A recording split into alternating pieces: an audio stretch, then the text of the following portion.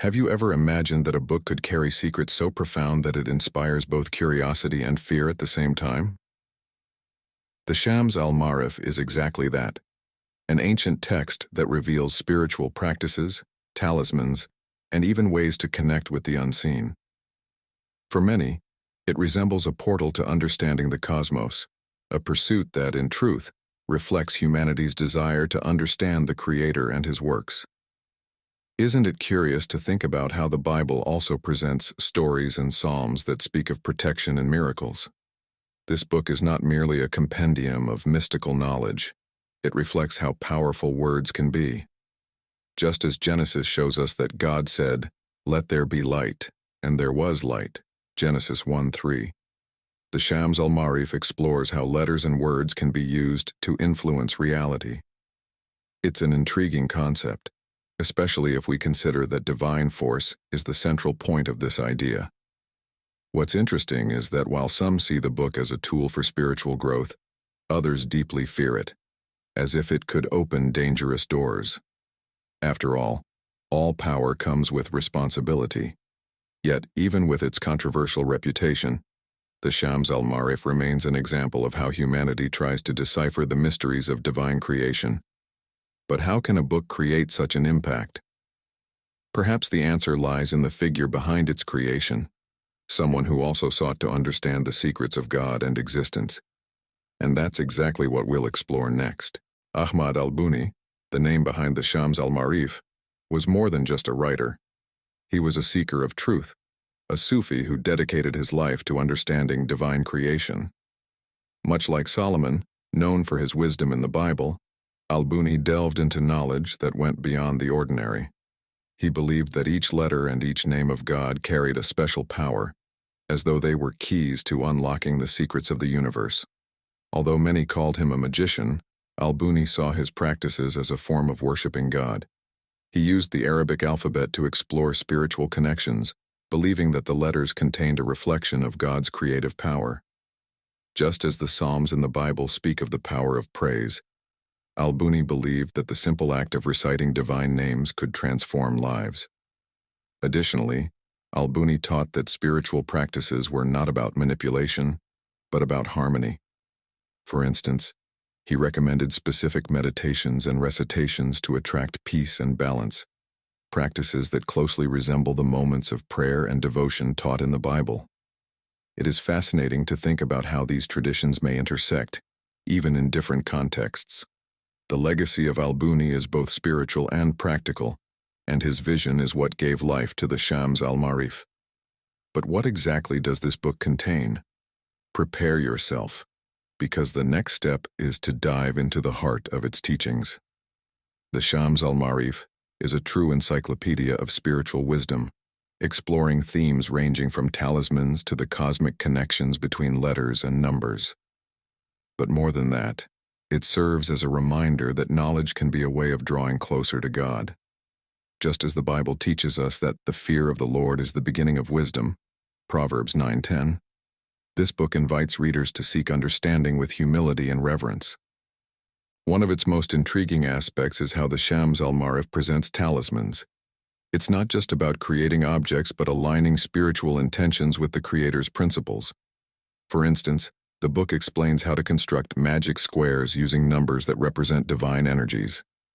This is similar to the Christian tradition of using symbols and psalms for protection and consecration. Additionally, the book explores the science of letters, showing how each word is a manifestation of divine power. The idea that God created the world through His Word is as present in the Shams al-Maarif as it is in the Bible. These connections make the book more than just a mystical work. It serves as a reminder of the spiritual power within our reach. With so much condensed knowledge, the Shams al-Maarif acts as a map for those who wish to explore the mysteries of creation. But how do these theories come to life in practice? That's what we'll explore next. The theories and practices of the Shams al-Maarif are a window into the relationship between the visible and the invisible, as an extension of God's creative power. One of the central concepts in the book is the creation of talismans using magic squares. Imagine constructing a talisman with numbers and letters that, according to the book, channel divine energies for protection or harmony, something that echoes consecration practices in biblical tradition. Another fascinating aspect is the science of letters. The book teaches that each Arabic letter possesses a unique vibration connected to the universe created by God. This is not so different from the Christian idea that the Word became flesh, John 1:14, where the Word itself is the expression of divine power. By reciting or writing these letters, the reader, according to al-Buni, aligns themselves with higher spiritual forces. The book also teaches invocation practices, but always with caution. Al-Buni emphasizes that these practices must be conducted with reverence, always invoking God's name as protection. This is similar to biblical practices of praying for discernment and divine guidance, placing trust in God's will. These practices are not for casual curiosity. They require study, intention, and respect. And how does all of this connect to the historical evolution of the Shams al-Maarif? Let's delve deeper. The Shams al-Maarif, like many ancient works, has not remained intact over the centuries. Just as the Bible underwent translations and interpretations, Ahmad al-Buni's book has been shaped by generations. What we recognize today as the modern Shams al-Maarif is a mosaic of writings, blending elements of the original text with additions from other mystics and scholars. It's almost as if the book were a river, with each era contributing its waters, enriching and reshaping its course. These changes do not diminish its value but instead prompt reflection on the transmission of spiritual and human knowledge. How can we discern what belongs to the divine essence and what was added over time? This is a question that also arises when studying sacred scriptures, where careful interpretation is essential. Such a journey requires discernment and humility. Remarkably, even with these transformations, the Shams al-Maarif retains its essence, exploring the connections between the divine, the human, and the cosmos. Its Sufi foundation, with its emphasis on the quest for God, remains evident even amidst layers of mystery and controversy. This reminds us that spirituality is dynamic. It adapts, evolves, and renews over time. Now, these changes also raise an intriguing question. How did culture and religion influence the journey of this book over the centuries? That is the next step to understanding the enduring impact of the Shams al-Maarif. The trajectory of the Shams al-Maarif is deeply intertwined with the cultural and religious context of the Islamic world. Just as the Bible influenced entire civilizations, this book was shaped by a society where spirituality, science, and culture coexisted uniquely. However, while the Bible was widely adopted as a spiritual guide, the Shams al-Maarif walked a fine line, being both revered and feared. The foundation of the book is firmly rooted in Sufi cosmology, which seeks a direct connection with God. This is a point of convergence with many religious traditions, including Christianity, which also values closeness to the Creator. However, the Shams al-Maarif expands this quest by exploring the universe as an expression of the divine, where each letter, star, and element is part of a greater plan. Over time, however, the book began to be viewed through different lenses.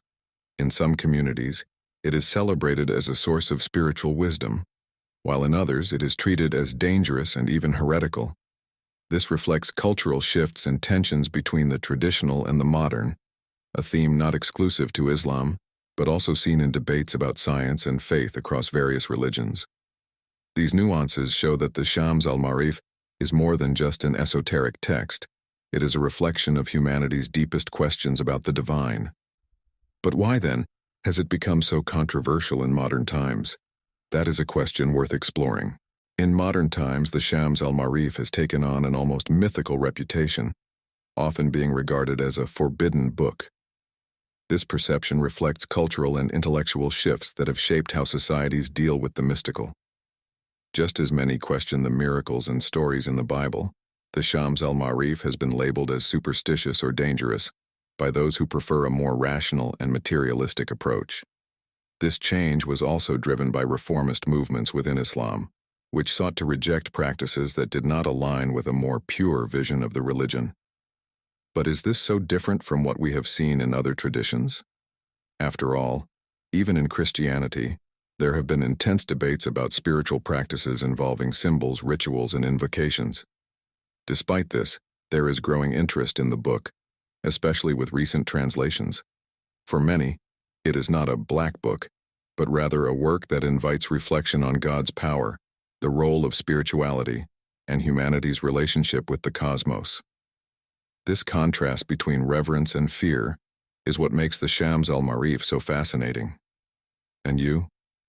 Have you ever stopped to think about what these mysteries might mean in your own spiritual journey? Perhaps it is time to look at numbers and words not just as abstract concepts, but as reflections of the divine. After all, numbers also tell stories. The numbers in the Shams al-Maarif are not merely mathematical tools.